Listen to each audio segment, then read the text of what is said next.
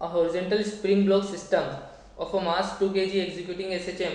When the block is passing through its equilibrium position, an object of mass 1 kg is put on it and the two move together.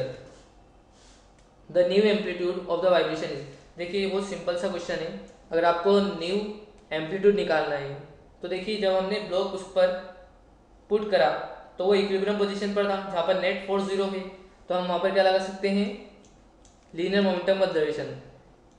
तो आप momentum conservation से 2 into V equal to 3 into V dash हो जाएगा।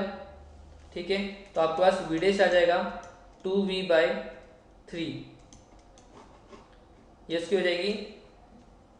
जब हम उस मास को उस पर पुट कर देंगे तो वेलोसिटी हो जाएगी बोथ द मास की, both of the mass velocity should be 2v/3। तो अब हमें पता है v equal to A omega होता है, तो omega dash A dash equal to 2/3 omega और ए, और यहाँ पर ओमेगा डैश हमारे पास क्या होगा, √k/3, और ओमेगा हमारे पास पहले क्या था, k/2। तो आप इनको सोल्व करिए तो k/3 into a dash equal to 2/3 into k/2 into a. तो अगर आप सोल्व करेंगे तो a dash equal to √2/3 into a. तो आपके पास आंसर आएगा यहाँ पर आंसर ए। क्वेश्चन नंबर 12 देखिए आप। क्वेश्चन नंबर 12 में 14 में सॉरी क्वेश्चन नंबर 14 में है a body moves along an uneven surface with constant speed at all the points.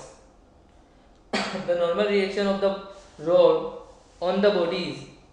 तो देखिए आपको नॉर्मल रिएक्शन निकालना है, और आप ए पॉइंट पर अगर आप देखें तो आपके पास ए पॉइंट पर नॉर्मल रिएक्शन होगी mg प्लस mv²/r 8, और अगर आप बी पर देखेंगे तो आपके पास बी पर आएगी mg माइनस mv²/r बी, और सी पर देखें तो nc is equal to mg plus mv²/r C. तो देखिए आपके पास आपको यहाँ पर दिख ही रहा है कि रेडियस ऑफ बी पॉइंट की ज़्यादा है रेडियस ऑफ सी से, और रेडियस सी ए से। तो देखिए आप इसमें देख सकते हैं कि जो बी वाला पॉइंट है उस पर मिनिमम वेलोसिटी हो रही है, मिनिमम नॉर्मल रिएक्शन आएगा।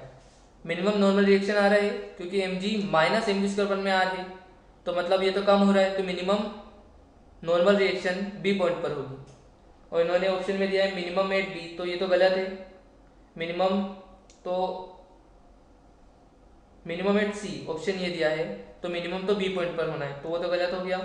और आप ए और सी पर अगर आप देखें तो मैक्सिमम नॉर्मल रिएक्शन इन दोनों में से किस में होगा। देखिए अगर आप आर को बढ़ाएंगे तो ये पूरा टर्म क्या होगा, डिक्रीज हो जाएगा। तो अभी हमें यहाँ पता है कि आर ए कम है आर सी से, तो देखिए हमारे पास आर ए जो है वो कम है आर सी से, तो आर ए अगर कम हुआ तो ये हमारे पास क्या होगा, इंक्रीज हो जाएगा। तो ये अगर इंक्रीज होगा तो हम बोलेंगे कि नॉर्मल रिएक्शन ए पॉइंट पर ज़्यादा होगी। तो हम अगर हम आंसर दें तो नॉर्मल रिएक्शन ए पॉइंट पर ज़्यादा होना चाहिए नॉर्मल रिएक्शन सी पॉइंट से, और is greater normal reaction at B point पर। तो हमारे पास आंसर हो जाएगा यहाँ पर option B option A maximum 8.8।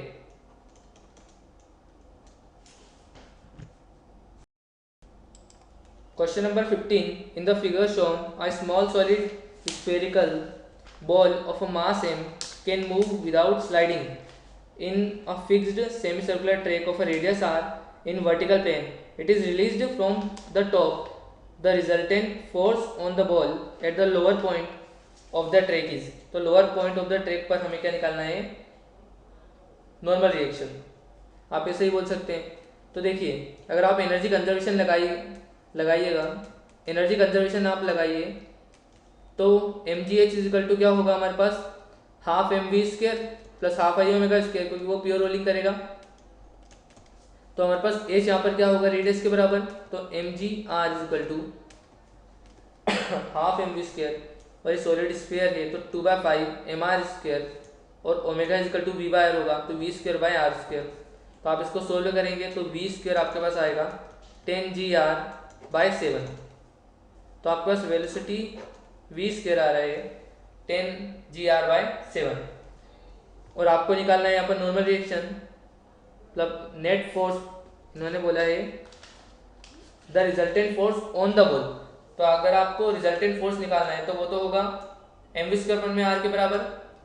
तो एम वी स्क्वायर वन में आर रिजल्टेंट फोर्स हो जाएगा हमारे पास, तो एम वी स्क्वायर वन में आर तो वी स्क्वायर हमारे पास 10 GR/7 वन में आर, तो आर से आर कैंसिल तो हमारे पास आएगा 10 mg/7।